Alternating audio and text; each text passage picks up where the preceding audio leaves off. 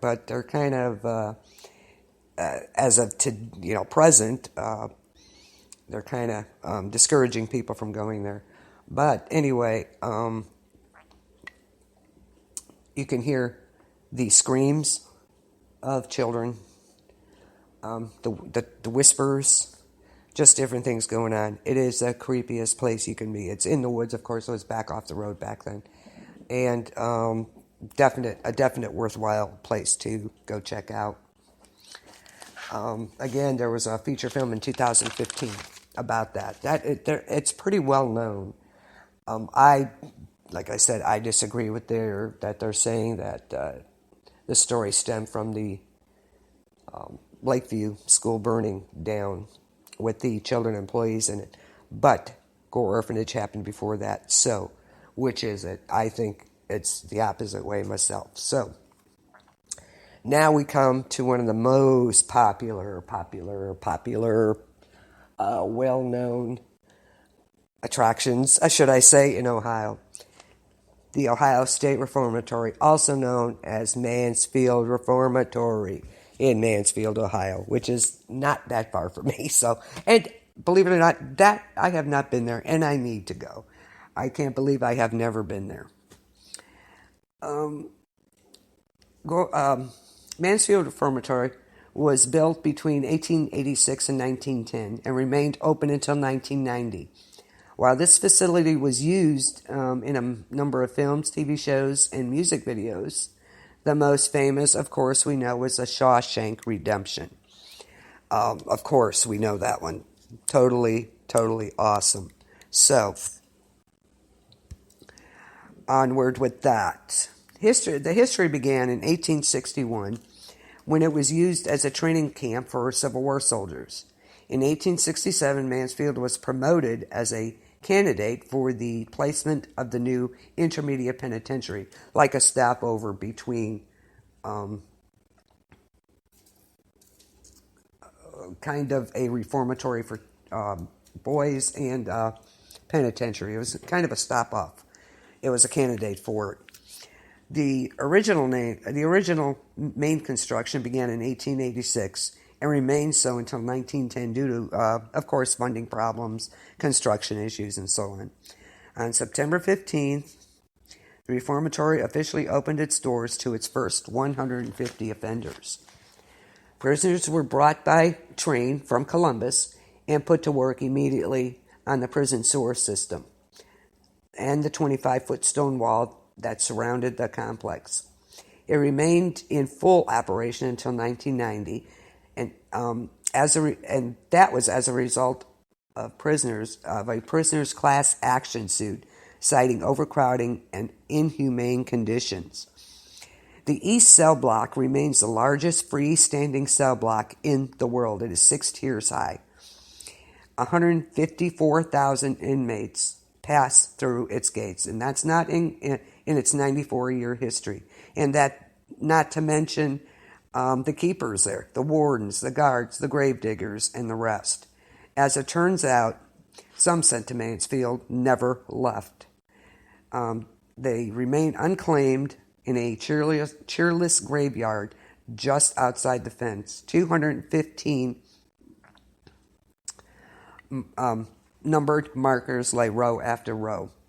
There was disease, tuberculosis, influenza, and less than natural causes going on. Mansfield, where is that? It's Cleveland. It's about if you're in Cleveland, it's not far, maybe 40 minutes. Northern Ohio, Chris. By Cleveland. That help? Actually, it's about maybe an hour and a half, hour, 20 minutes for me, and I'm in Portland. I'm right on the lake, so it's near Cleveland. I hope that helps.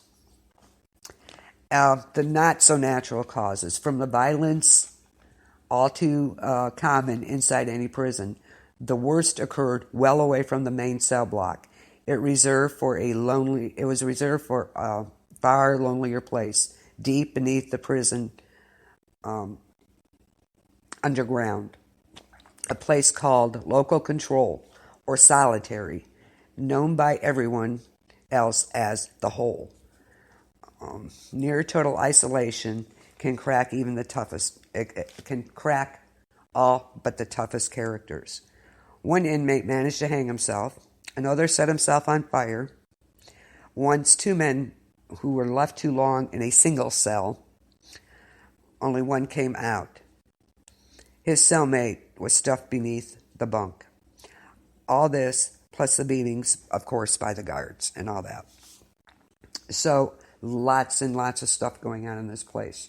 And, of course, back then, Jesus, you're talking, was it 1886 to 1990? I mean, yeah, they probably didn't get away with much beatings later on. But the early stage, they didn't care. They were there, they used them, they were there to work. They didn't care if they ate or whatever, or if they had blankets, whatever the case was.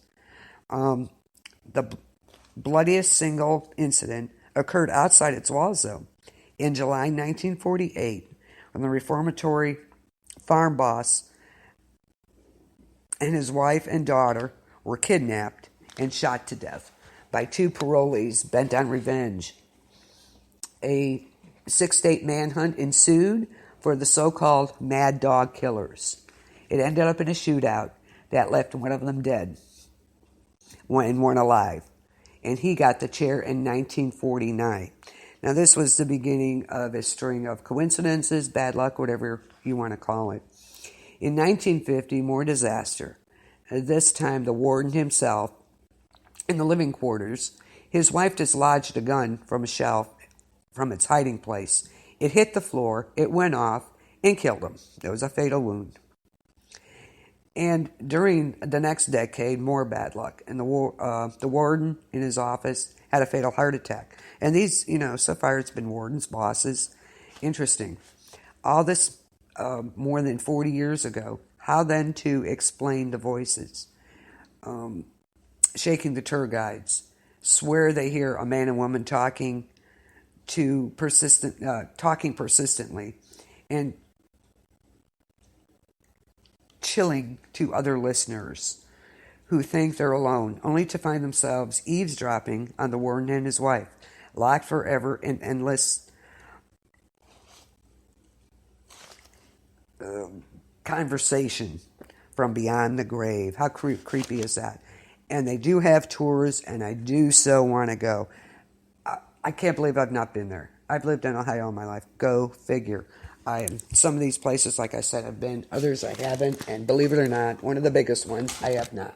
So that one is on my bucket list. With or without anybody. So I plan to do that hopefully this year sometime. So that would be such a cool place to go to. And of course, many TV shows, The Ghost Adventures, Zach Baggins and crew have been there. Ghost Asylum, the Tennessee Wraith Chasers have been there. And of course, Ghost Hunters. And each have come away with evidence that something, something is there. Not quite right. So that would be such a cool place to go to. Such a cool place. So after that, and of course, the Shawshank Redemption. Oh my God. I mean, how can we not know about that place? But numerous ghost investigations and paranormal people have been there. And they've all come away with some kind of evidence. And that would just be so cool. I'd like to do an overnight there. I wonder if they have those. They do have overnights elsewhere in the area. So I have a couple on my list that I'd like to go to. So I'm going to try and find that one on, excuse me, on the, during the next break. I'll look that up and see if we can find about that urban legends. But there are numerous. I'm sure in every state there are urban legends everywhere. But as I said, are they just stories? No, I don't think so. Look at Mansfield. Real people, tragedy, how they were treated. I mean, can you imagine being in the hole? No, there was probably, no water, dark, no lights, no windows, no nothing, steel door or whatever. And there you were. That's it. For long periods of time. They probably didn't even feed them half the time. It's hard to, I probably forgot about them, truth be told. So, again, this idea that, urban legend is just fictional story. No. If that was the case, like I said, I think it'd be under fiction. And it's not. So, you tell me.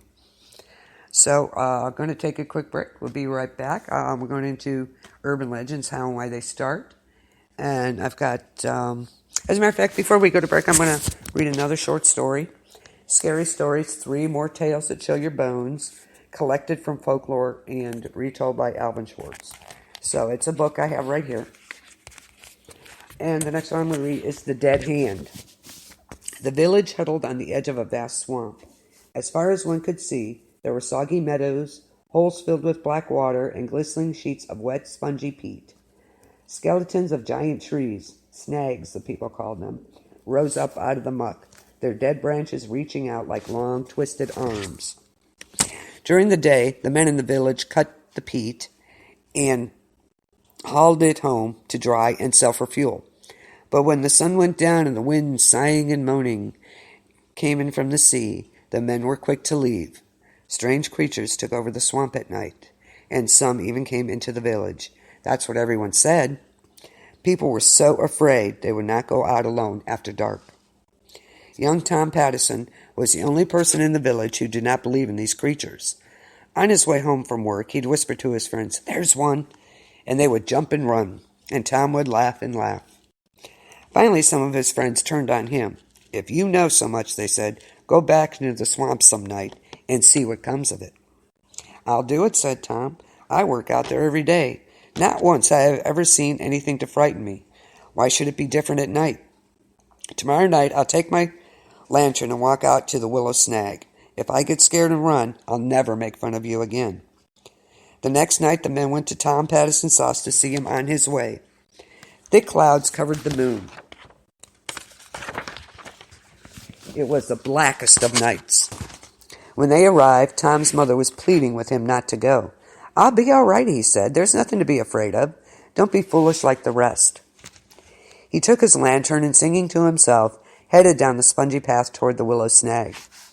Some of the young men wondered if Tom wasn't right. Maybe they were afraid of things that did not exist. A few decided to follow him and see for themselves, but they stayed far behind in case he ran into trouble. They were sure they saw dark shapes moving about, but Tom's lantern kept bobbing up and down, and Tom's songs kept floating back to them, and nothing happened. Finally, they caught sight of the willow snag. There was Tom standing in a circle of light, looking this way and that.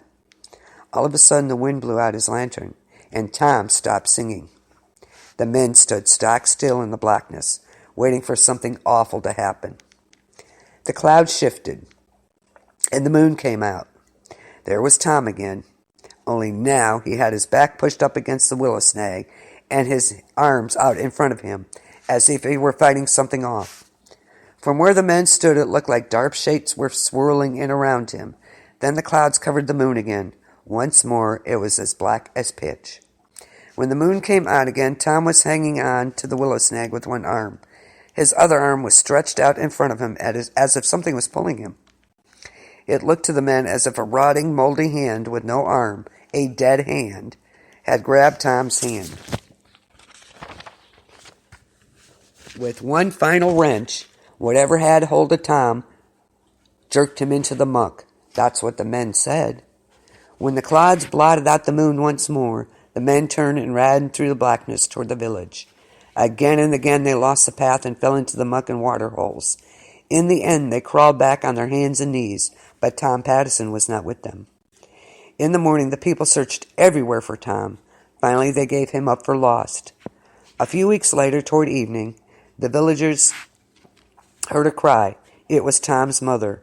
She was rushing down the path from the swamp, shouting and waving. When she was sure the villagers had spotted her, she turned and ran back, and off they went after her. They found young Tom Pattison by the willow snag, groaning and gibbering as if he had lost his mind. He kept pointing with one hand at something.